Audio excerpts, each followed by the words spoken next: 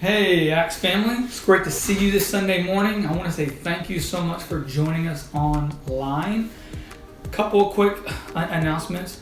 And I want to encourage y'all to continue to be faithful to give. And thank you so much for that. It's just been incredible, actually, the giving. And because of that, what we've just been able to do to help so many people. So I want to say thank you. And please stay faithful with that. Also, please stay faithful about staying connected. Not only do we have our Sunday mornings, but we have Wednesday evenings Bible study in person, online. We have our men and women's Bible studies on Saturday. Friday morning we have prayer. So just really want to encourage all of you, stay connected. It's real crucial we stay connected. And then last thing I want to share is, I am super excited to introduce a dear friend of mine from New York City who's going to be speaking to us this morning. Brother Jason. He actually planted his church 1 week or 2 weeks right before COVID happened. Imagine trying to start a church, a business, and then bam, COVID hits. And not only does COVID hit, he wound up getting COVID. Many members of his church got COVID there in New York. They're right there in Harlem. But man, God has been so good, so gracious. He has healed them. He has protected them. And we are one of the churches that support them. Actually, because of your giving, we've been able to bless them and help them in this very hard season that many are going through when it comes to COVID.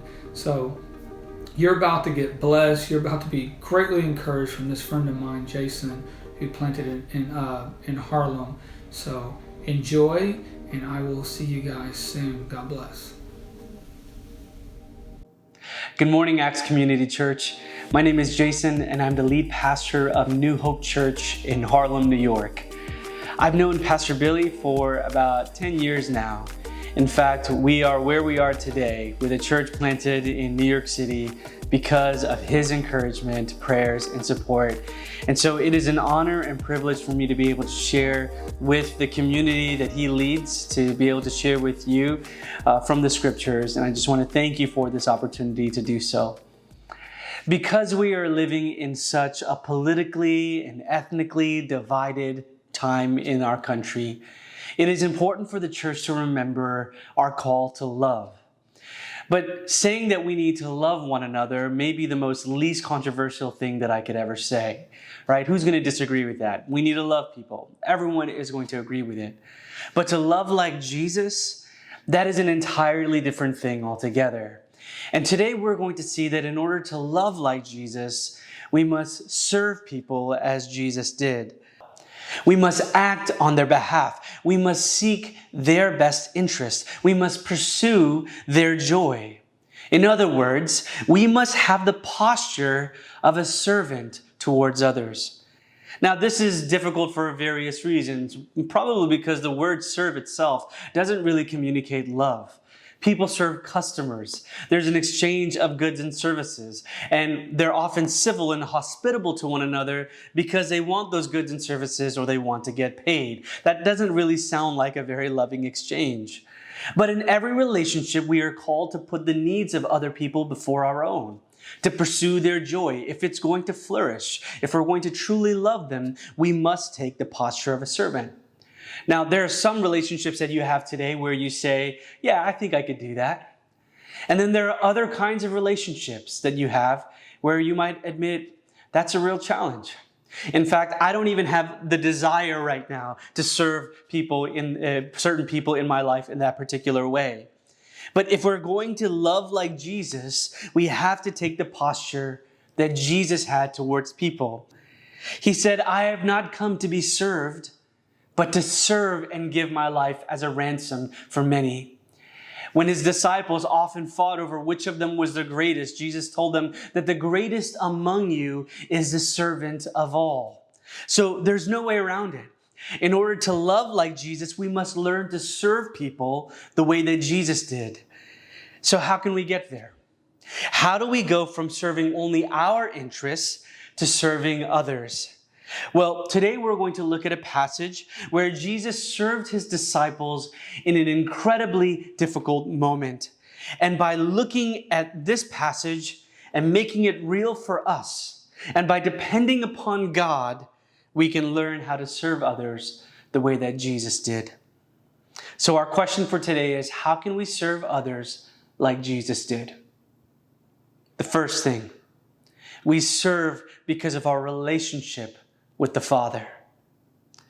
So here's the context. In a few days, Jesus will be crucified, and he knows it. And he decides to have a meal with his disciples. But there's more to it than that. He also knows that one of them in the room is going to betray him. And we know elsewhere that every single one of them actually is going to desert him. Some are going to even deny ever knowing him in the first place. So what would you do if those two things were true of you and your relationships? What if you knew that one, your time on earth is limited, that you only have a few days left on earth, and that everyone that's in the room with you, the people that are closest to you, are going to desert you? You know what Jesus did in this incredibly difficult moment? He washed their feet. Well, that's odd. Well, you might say, I wouldn't even do that for my most loyal friends, let alone the people who would desert me. Well, washing feet was something that they did in those days, and it was often reserved for the slaves of the day. And Jesus, their teacher, in doing this, by washing their feet, is sending them a powerful message to them about greatness, about what it means to serve, and what it means to love others. So, how can we get there? What was going on in Jesus' mind? Well, the text tells us. Let's pick up from verse 1. Now, before the feast of the Passover, when Jesus knew that his hour had come to depart out of this world to the Father, having loved his own who were in the world, he loved them to the end. During supper, when the devil had already put it into the heart of Judas Iscariot, Simon's son, to betray him, Jesus, knowing that the Father had given all things into his hands, and that he had come from God and was going back to God, rose from supper. He laid aside his outer garments, and taking a towel, tied it around his waist. Then he poured water into a basin and began to wash the disciples' feet and to wipe them with a towel that was wrapped around him. So the author gives us insight into what Jesus was thinking in this particular moment. And it helps us as we think about serving others the way that Jesus did. Knowing that all things had been given into his hands, that he had come from God and was going to go back to God. He washed feet. Yes, he knew that he was going to die. He knew that one of them had already decided to betray him. He knew that the rest of them would even desert him. But in the midst of circumstances that ought to create insecurity, he has complete security in his relationship with the Father and everything that he has in that relationship. With all the things that ought to stifle his ability to serve and to love, he's still able to serve the very ones in the room that were going to desert him. And what was fueling this? His relationship with his Father. But that needs to be unpacked. I give certain points like I gave before. He served because of his relationship with the Father. I do it just so you have something to grab onto, something that can summarize what I'm about to say. But it's really difficult to find a single phrase that captures everything that Jesus may have been experiencing in this particular moment. He knew that the Father had given all things into his hands. That's a kind of security, that there's nothing that he lacks. He's content, knowing that he lacks nothing. There's a kind of wealth that Jesus was experiencing as a result of that, because he knows that all things are given to him. All power is at his disposal. He has access to the one who holds all things in his hands. He knew that he had come from God. That's identity. He knows whose he is. He knew that he was going back to God. That's destiny. So he's secure in knowing that all things are in his hands. He's secure in his identity that he is from God. He is secure in his destiny that he's going back to God. And what you get in this moment that should be where he should feel insecurity, where he knows that his time is limited, that everyone is going to leave him. In a time of such insecurity, you get this deep sense of security in his relationship with the Father. And it overflowed into the King of the universe, kneeling down and washing the feet of the very ones who would desert him. You see, we all long for these things, We long for the kind of security that Jesus experienced in that particular moment. We are desperate for that in our relationships. It's the security of knowing your Heavenly Father and having a relationship with Him, that He loves you, that you belong to Him, that you were made for Him, that you have everything you need right now in Him, that you are His, that your identity is in Him and what He says about you and what He thinks of you, that your dignity is wrapped in Him and not what you can accomplish, but what He says about you. Your destiny is secure in Him. You see, we will either serve people from a place of security or in hopes of finding security. We will serve people so that they can esteem us. We will serve people with a hypersensitivity to their appreciation. Will they really appreciate us? Will they validate me for what I'm about to do? Will they approve of my effort? We will be vigilant and watchful for their response. Or we will serve people only if they will reciprocate. But how will we be able to serve like Jesus did in this particular moment? Serve people who may not, who may desert us, who may deny knowing us. How can we serve and love like Jesus did?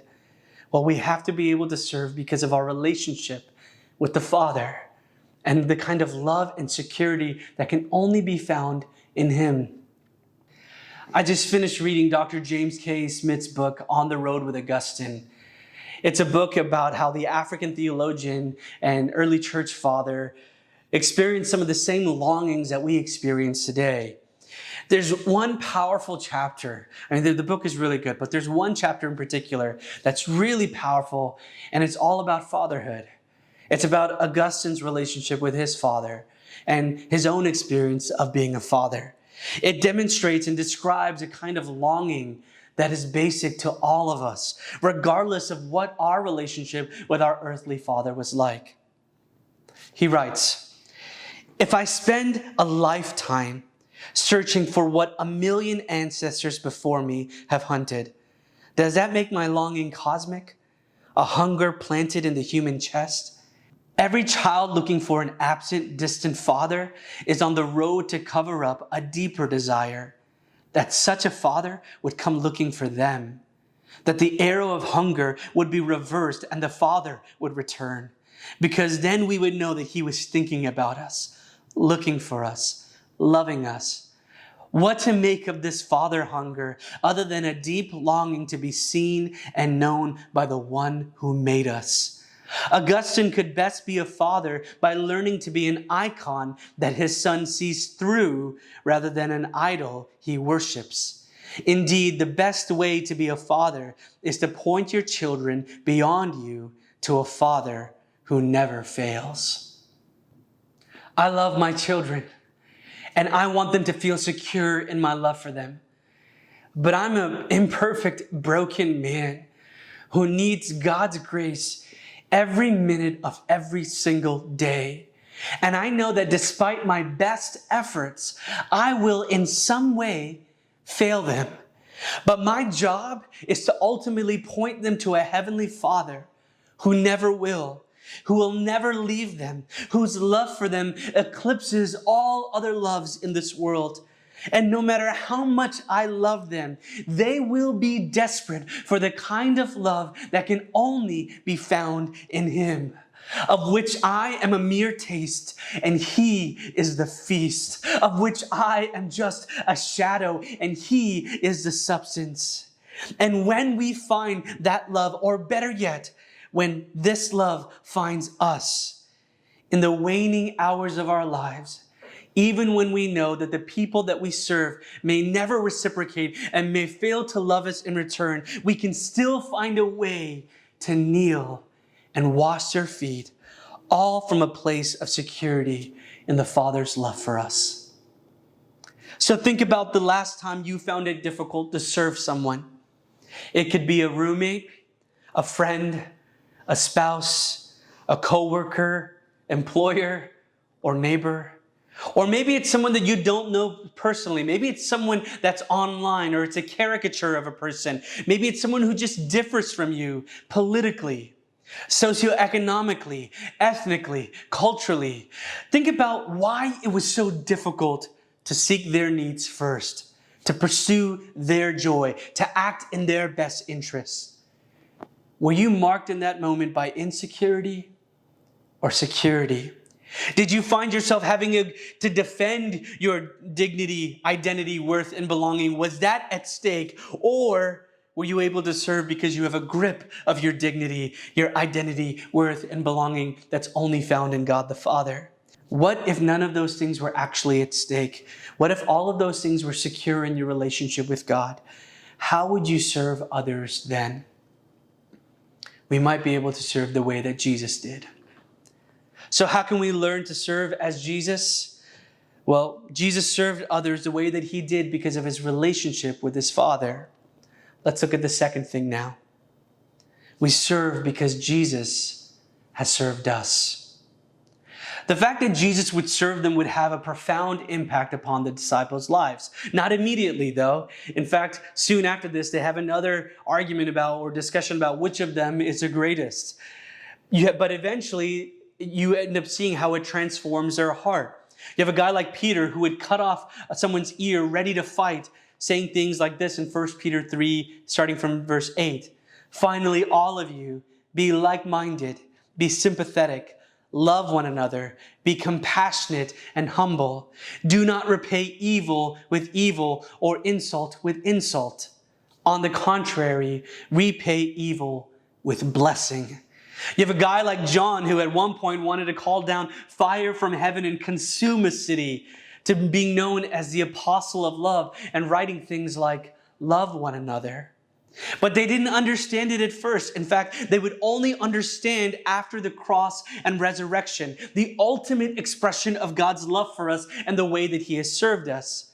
But this event served to be an example for them, not only of how Jesus has served them, but how they ought to serve others as well, the posture that they need to take. Let's pick up from verse 12. Do you understand what I have done to you?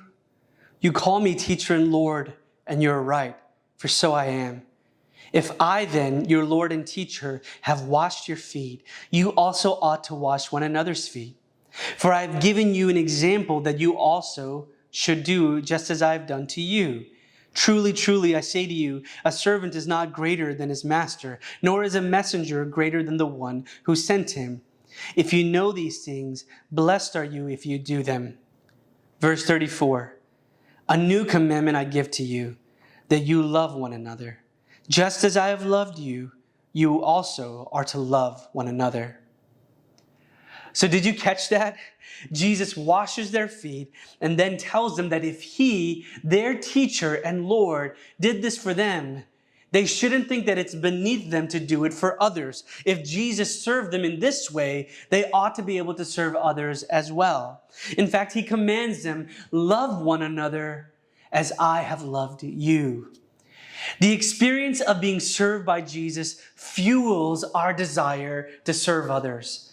I'm not sure if you remember that Liberty Mutual commercial from a few years ago, the Pay It Forward one. It starts with a man in a restaurant who witnesses someone helping a person on the street. And then the person who witnessed that then goes to help a mom and her child off a bus. And a bystander who witnessed that goes on to help someone else, and on it goes. It's cascading kindness. Several years ago, the New York Times had an article that discussed the science of this. They first cite something that happened at a Tim Hortons in 2012. At a drive-thru, there was a customer who paid for her order and then picked up the tab for the stranger behind her.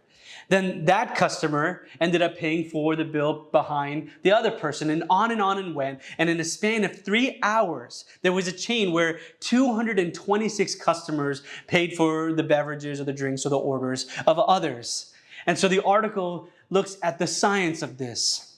We read, in recent years, social scientists have conducted experiments demonstrating that the effect of a single act of kindness can, in fact, ripple through a social network, setting off chains of generosity that reach far beyond the original act.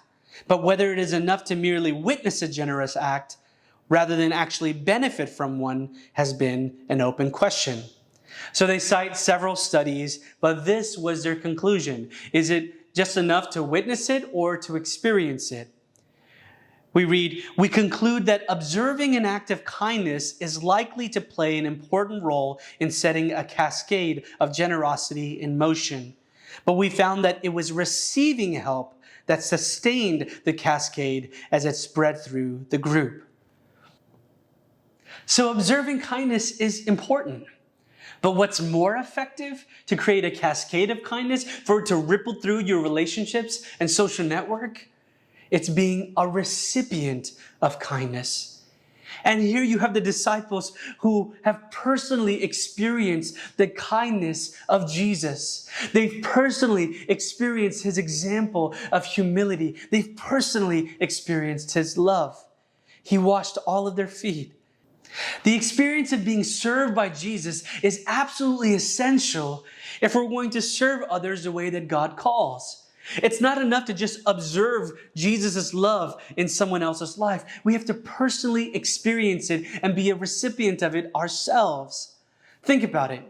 Jesus tells them, "Love one another as I have loved you." But how can we love others the way that Jesus has loved us if we don't really know how he has loved us? How can we serve others as Jesus has served us if we haven't fully grasped the way that Jesus has served us?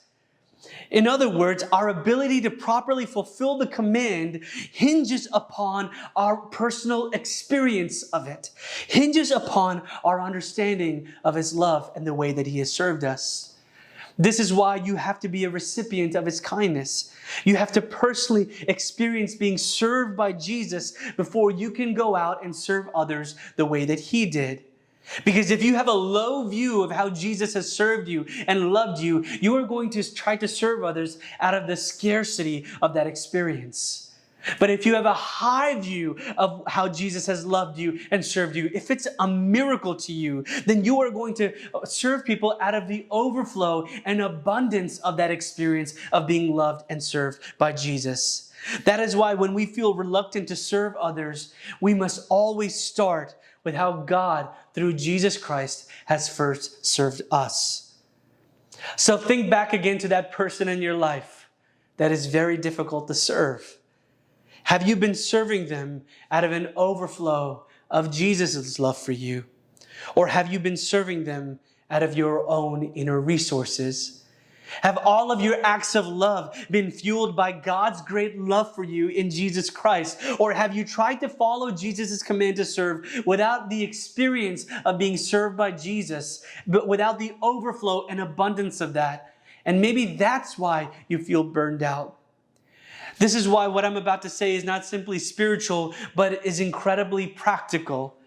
Taking the time every single day to meditate upon Jesus and his love for you may be the most practical thing that you can do for your relationships. It will actually give you the fuel to serve others the way that Jesus did, the way that he served us. And when you do, by God's power, you can love people who may not pay you back, since God loved us, even though we can never repay him.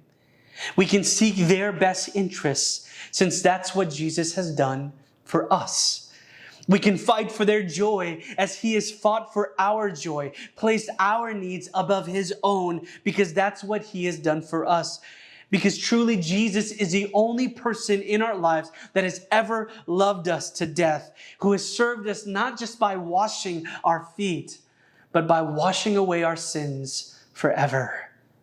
And it is out of the experience of Jesus serving us that we can begin to serve others. So what can we do? Well, we can admit our insecurity. Let's be honest about it. We want people to love us. We want them to appreciate us. We want them to reciprocate. And we feel insecurity of some kind. You might want a community of people to help you discern the best way to love and to walk you through that insecurity and how to respond. But let's just go ahead and put it out there. Let's acknowledge the insecurity we feel when serving others. We feel like we lack something, or we feel like we are trying to serve in order to gain something. There's insecurity there. But at the same time, let's also acknowledge, while we acknowledge the insecurity, let's acknowledge that it's going to be a relationship with our Heavenly Father and being served by Jesus that's ultimately going to fuel us, our ability to serve and love the way that Jesus did. So based on that, how will you create time in your schedule to experience the power and reality of this? I'd like to close with a story about my personal experience at a foot washing ceremony. I once showed up to a men's event not knowing that we were about to wash each other's feet. And if you know me, you know what I'm thinking in that moment. Did I put on lotion? I really hope I had put on lotion and moisturized for the sake of this guy who's about to see my feet and touch my feet. I had never done anything like this before. I would never touch another person's feet on purpose. But when we were doing the washing of the feet that was in front of us, we were asked to do this as if Jesus would have done it for them in the room that day. And perhaps what was more moving and unsettling was when my feet were being washed. We were asked to imagine that Jesus was washing our feet. I was asked to imagine that the maker of the universe, the creator of all things, the one I had offended and rejected so many times in my life, was lovingly, patiently, and graciously kneeling with a towel around his waist, washing my feet, making me clean. And on that day, whether it was your turn to serve or to be served, you thought about Jesus. You thought about serving others with the affection that Jesus has for them. And you thought about being served as if God himself was serving you through others. And in both cases, it led to tears, gratitude, and thanksgiving to God. How would this affect the way that we serve others? Perhaps even in the waning hours of our lives, knowing that our time is limited and knowing that the people in our lives may fail to love us in return, we would still nevertheless be able to serve the way that Jesus did. Because we would serve because of our relationship with God the Father and because Jesus has served us.